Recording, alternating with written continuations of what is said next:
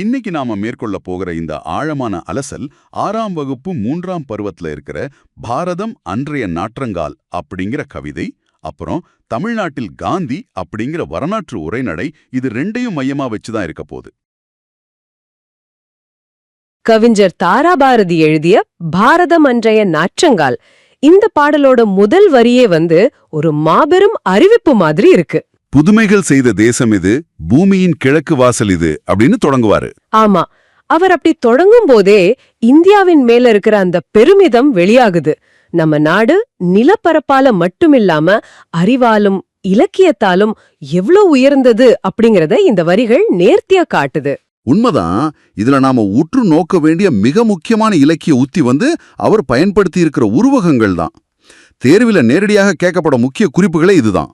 அதாவது நமது தேசத்தை ஒரு தாயாக கற்பனை செஞ்சு பல சிறப்புகளை அவளோட ஆடையாகவும் அணிகலனாகவும் சொல்றாரு இல்லையா?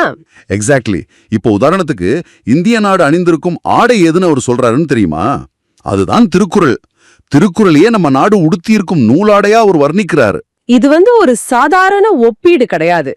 திருக்குறள் மனித வாழ்க்கையோட அனைத்து பரிமாணங்களையும் உள்ளடக்கியது. அது ஒரு ஆடை மாதிரி மனித சமூகத்தோட மாண்பை காக்குது அப்படிங்கிற ஆழமான பொருள் இதுல இருக்கு. கண்டிப்பா. அதே போல இந்திய தாயின் மேலாடையா அவர் குறிப்பிடுறது மெய்யுணர்வை, அதாவது உண்மை அப்படிங்கிற தத்துவத்தை ஒரு பாதுகாப்பு கவசமா, ஒரு மேலாடையா உருவகப்படுத்துறது ரொம்பவே சிந்திக்க தூண்டுது. இன்னொரு பக்கம் நதிகளையும் கவிஞர்களையும் அவர் இணைக்கிற விதம் அற்புதமா இருக்கு. தெற்கே பாயும் காவிரி கரையில வடமொழி புலவரான காளிதாசரோட தேனிசை பாடல்கள் எதிரொலிப்பதா சொல்றாரு.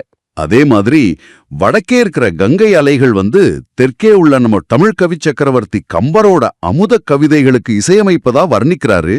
இது வெறும் கற்பனை இல்ல, இலக்கியத்துக்கு எல்லைகள் கிடையாதுன்னு சொல்றாரு.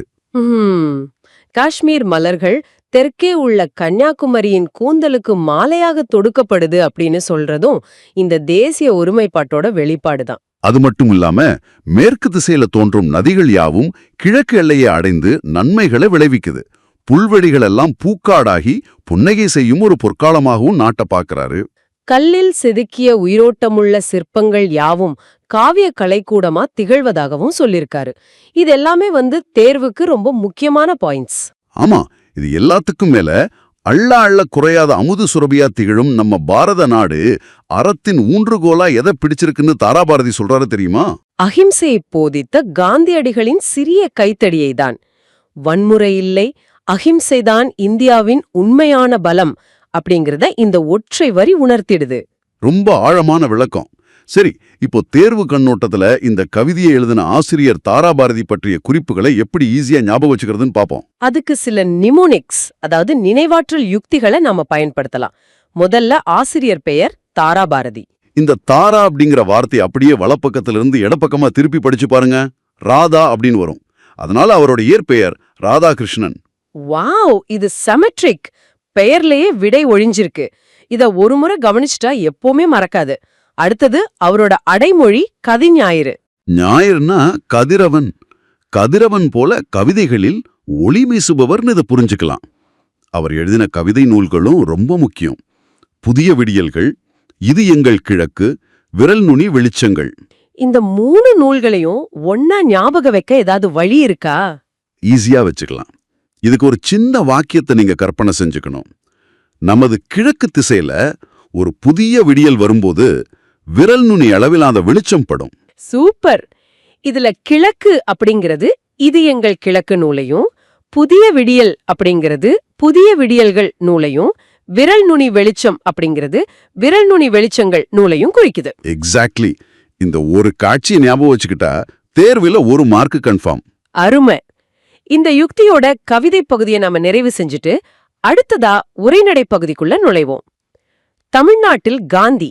காந்தியடிகளுக்கும் நம்ம தமிழ்நாட்டிற்கும் உள்ள தொடர்பு வெறுமனே வரலாற்று பக்கங்கள்ல இருக்கிற தேதிகள் கிடையாது. அது ஒரு உணர்வுபூர்வமான பிணைப்பு. ஆமா, அவர் வாழ்க்கையில நடந்த பல முக்கிய திருப்பங்களுக்கு தமிழ்நாடு தான் ஒரு மாபெரும் களமா அமைஞ்சிருக்கு. இத தேர்வுக்கேத்த மாதிரி கால வரிசைப்படி பிரிச்சு பாப்போம். முதல் முக்கிய நிகழ்வு 1919 பிப்ரவரி மாசம் நடக்குது. காந்தியடிகள் சென்னைக்கு வர்றாரு. அப்போ ஆங்கில அரசு ரவுலட் சட்டம் அப்படிங்கிற மிக கடுமையான அடக்குமுறை சட்டத்தை கொண்டு வந்திருந்தாங்க. அதை எதிர்த்து எப்படி போராடுறது அப்படிங்கிற கருத்தாய்வு கூட்டம் சென்னையில உள்ள ராஜாஜியோட வீட்ல நடக்குது. காந்தியடிகள் ஒரு மெத்தையில உட்கார்ந்திருக்காரு. ராஜாஜியும் மத்த தலைவர்களும் பக்கத்துல நிக்கறாங்க. அந்த அமைதியான கூட்டத்துல சற்றும் எதிர்பாராத ஒருத்தர் புயல் மாதிரி உள்ள நுழையிறாரு. ஆமா, அவர் வேற யாரும் இல்ல, நம்ம முண்டாசு கவிஞன் பாரதியார் தான். நேரா காந்தி பக்கத்துல போய் உட்கார்ந்து, திரு காந்தி அவர்களே, நான் இன்னைக்கு சாயங்காலம் ஒரு பொதுக்கூட்டத்துக்கு ஏற்பாடு செஞ்சிருக்கேன், நீங்க தலைமை தாங்க முடியுமான்னு கேக்குறாரு. அதுக்கு காந்தியடிகள் ரொம்ப பொறுமையா, இன்னைக்கு எனக்கு வேற வேலை இருக்கு, நாளைக்கு நடத்த முடியுமான்னு கேக்குறாரு. அந்த இடத்துல பாரதியாரோட பதில நம்ம கவனிக்கணும். கொஞ்சமும் தயங்காம, முடியாது, திட்டமிட்டபடி கூட்டம் நடக்கும், உங்கள் இயக்கத்திற்கு என் வாழ்த்துக்கள் அப்படின்னு சொல்லிட்டு மின்னல் மாதிரி எழுந்து போயிடுறாரு. இந்த சந்திப்பு ரொம்ப சின்னதுன்னாலும் வரலாற்று ரீதியா ரொம்ப பெருசு. பாரதியார் போனதும் காந்தி ரொம்ப வியப்போட இவர் யாருன்னு கேக்குறாரு. அதுக்கு ராஜாஜி இவர் எங்கள் தமிழ்நாட்டு கவிஞர்னு சொல்றார். உடனே காந்தி உதிர்த்த அந்த வார்த்தைகள் ரொம்ப முக்கியம். இவரை பத்திரமாக பாதுகாக்க வேண்டும் அப்படின்னு சொல்றாரு. பாரதியாரோட ஆற்றல ஒரே சந்திப்புல அவர் உணர்ந்துட்டாரு. அடுத்து நாம பார்க்க வேண்டியது காந்தியடிகளோட தோற்றத்துல ஒரு மாபெரும் புரட்சியை ஏற்படுத்திய சம்பவம். இது நடந்தது 1921 செப்டம்பர் மாசம். அவரு புகை வண்டியில மதுரைக்கு போயிட்டு இருக்காரு. வழியில வயல்வெளிகள்ல உழவர்கள் வேலை செய்யறத பாக்குறாரு. அந்த மக்கள் வெறும் ஒரு துண்டு மட்டும் அணிஞ்சு கடும் வெயில்ல விவசாயம் செய்யறத கவனிக்கிறாரு. அதுவரைக்கும் நீளமான வேட்டி, மேல் சட்டை, தலையில ஒரு பெரிய தலைப்பாகன்னு இருந்த முழுமையான உடையில இருந்த காந்தியோட மனசுல அந்த காட்சி ஒரு மிகப்பெரிய தாக்கத்தை ஏற்படுத்துது. ஏன் நாட்டு மக்கள் போதிய உடை இல்லாம கஷ்டப்படும் போது நான் மட்டும் இவ்வளவு துணிகளை அணிவதான்னு நினைக்கிறாரு. அந்த மதுரை பயணத்துல தான் தான் உடைய ஒரு சின்ன வேட்டி மற்றும் துண்டா மாத்திக்கிறாரு. உலகமே போற்றிய காந்தியோட அந்த எளிமை திருக்கோலத்துக்கு தொடக்க புள்ளியா அமைந்தது நம்ம மதுரை மண் தான். இது ஒரு புறம் இருக்க, அவரோட எளிமைக்கு காரைக்குடி அருகே உள்ள கானாடுகாத்தா நிகழ்வையும் சொல்லலாம். ஆமா, காந்தியடிகள் அங்க ஒரு அன்பரோட வீட்ல தங்கி இருக்காரு. அந்த வீடு மிகப்பெரிய ஆடம்பரமான வீடு. வெளிநாட்டு பொருள்கள் நிறைய இருக்கு. அத பார்த்த காந்தி அந்த அன்பரை கூப்பிட்டு, இதுக்கு செஞ்ச செலவுல 10ல் 1 பங்கு பணத்தை எங்கிட்ட கொடுத்தா நான் இதை விட அழகா செய்வேன்னு சொல்றாரு. அந்த வார்த்தைகள் அந்த அன்பரை மாத்திடுது. அடுத்த முறை காந்தி அங்க போனப்போ அந்த வீட்ல வெளிநாட்டு பொருள்கள் ஒன்னும் கூட இல்ல. கண்டிப்பா. அதே மாதிரி காந்தியடிகளோட சமத்துவ கொள்கைக்கும் தமிழ்நாடு ஒரு சிறந்த சாட்சியா இருந்திருக்கு. மதுரை மீனாட்சி அம்மன் கோவிலுக்கும் குற்றாலம் அருவிக்கும் போக காந்தி ஆரம்பத்துல மறுக்கிறாரு. அதற்கான காரணம் ரொம்ப முக்கியமானது. அந்த இடங்கள்ல அனைத்து மக்களுக்கும் அனுமதி இல்ல அப்படிங்கறத அவர் தெரிஞ்சுக்கிறாரு. அனைத்து மக்களுக்கும் அனுமதி இல்லாத எந்த இடத்துக்கும் நான் வரமாட்டேன்னு உறுதியா தவிர்த்துடுறாரு. பல போராட்டங்களுக்கு பிறகு சம உரிமை கிடைச்ச பிறகுதான் அங்க போறாரு.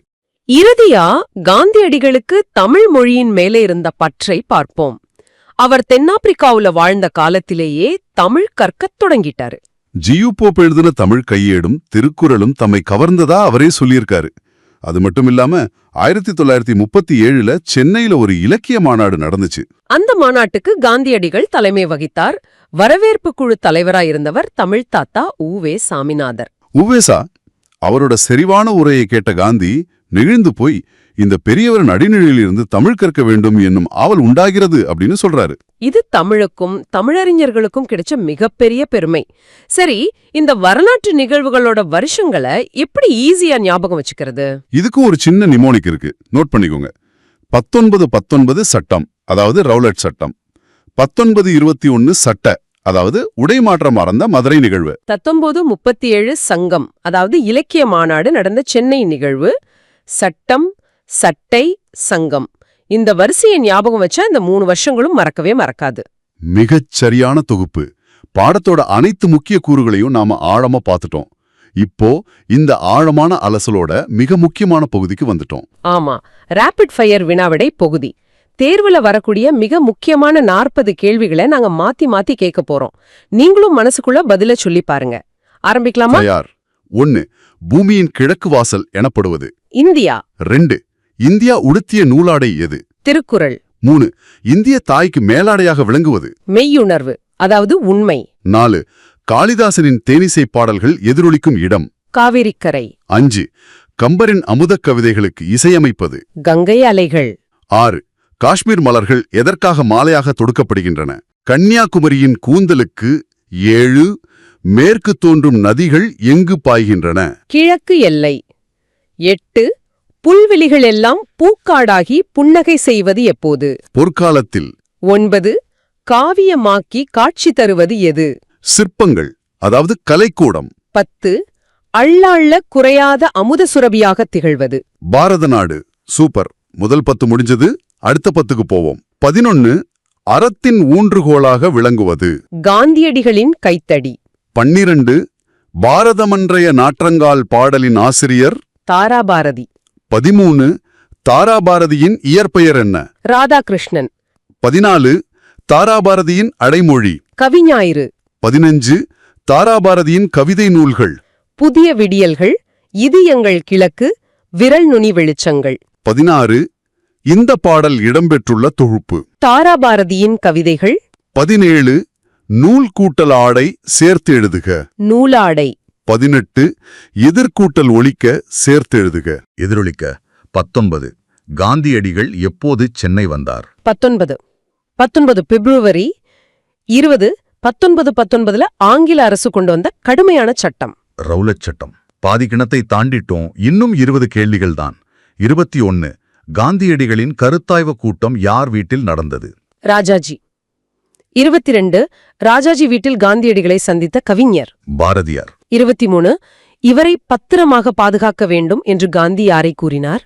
பாரதியாரை. 24 காந்தியடிகள் எப்போது மீண்டும் தமிழ்நாட்டிற்கு வந்தார்? 19 21 செப்டம்பர். 25 காந்தியடிகள் உடையில் மாற்றம் ஏற்பட காரணமான ஊர். மதுரை. 26 உலகமே போற்றிய எளிமை திருக்கோலம் யாருடையது? காந்தியடிகளின் திருக்கோலம். 27 காந்தியடிகள் காரைக்குடி அருகே எந்த ஊரில் தங்கினார்? கானாடு காத்தான். 28 வெளிநாட்டு பொருள்களை கண்ட காந்தி வீட்டை அழகுபடுத்த எவ்வளவு தொகை போதும் என்றார்? 10 1 பங்கு. 29 காந்தியடிகள் ஆரம்பத்தில் செல்ல மறுத்த கோவில்? மதுரை மீனாட்சி அம்மன் கோவில். 30 காந்தியடிகள் நீராடம் மறுத்த அருவி? குற்றாலம் அருவி. அருமை. கடைசி 10 கேள்விகளுக்கு வந்துட்டோம். 31 காந்தியடிகள் மீனாட்சி அம்மன் கோவிலுக்கும் குற்றாலத்திற்கும் செல்ல மறுக்க காரணம்? அனைத்து மக்களுக்கும் அனுமதி இல்லாததால். 32 தென்னாப்பிரிக்காவில் வாழ்ந்தபோது காந்தி எந்த மொழியை கற்கத் தொடங்கினார்? தமிழ். 33 காந்தியடிகளை கவர்ந்த தமிழ் கையேட்டை எழுதியவர்? ஜியோ போப். 34 காந்தியடிகளை பெரிதும் கவர்ந்த தமிழ் நூல்? திருக்குறள். 35 இலக்கிய மாநாடு சென்னையில் எப்போது நடைபெற்றது? 1937. 36 சென்னை இலக்கிய மாநாட்டிற்கு தலைமை வகித்தவர்? காந்தியடிகள். 37 மாநாட்டின் வரவேற்பு குழு தலைவராக இருந்தவர். உ.வே. சாமிநாதர். 38 யாருடைய அடிநிழலிலிருந்து தமிழ் கற்க வேண்டும் என்று காந்தி விரும்பினார்? உ.வே. சாமிநாதர். 39 கலைக்கூடம் என்பதை பிரித்தெழுதுக. கலை கூட்டல் கூடம். 40 தேசம் என்பதன் பொருள்? நாடு. மீளச் சிறப்பு. தேர்வுக்கு தேவையான அனைத்தையும் இந்த 40 வினாக்கள்ல நம்ம அடக்கிட்டோம்.